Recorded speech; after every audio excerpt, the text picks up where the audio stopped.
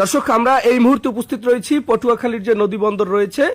পবিত্র ঈদ উল ফিতর উপলক্ষে কিন্তু পটুয়াখালীতে মোট 6টি লঞ্চ এসেছে। সেই লঞ্চে যারা তোষক বিছিয়ে সাধারণ যাত্রীদের কাছ থেকে বাড়তি ভাড়া টাকা আদায় করছে, তাদের তোষক কিন্তু ম্যাজিস্ট্রেট অভিযান পরিচালনা করে কিন্তু সেই তোষকগুলো নদীতে ফেলে দিচ্ছে। কারণ কোনোভাবেই লঞ্চে কিন্তু এই তোষকগুলো বিছানো যাবে না, এবং এই তোষক যারা বিছায় এটি কিন্তু একটা সিন্ডিকেট।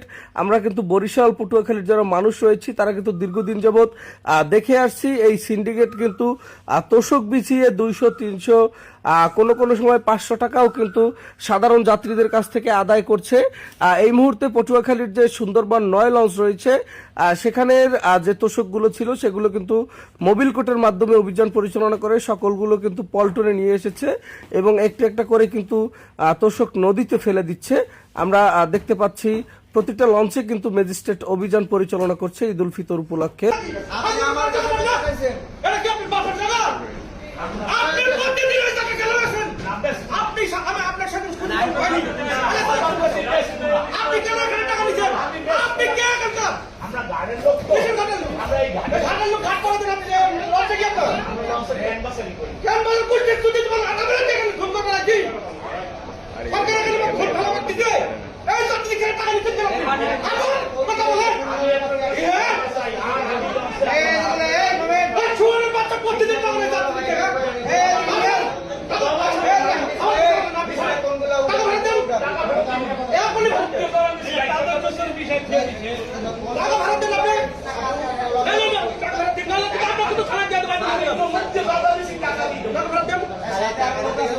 সবাই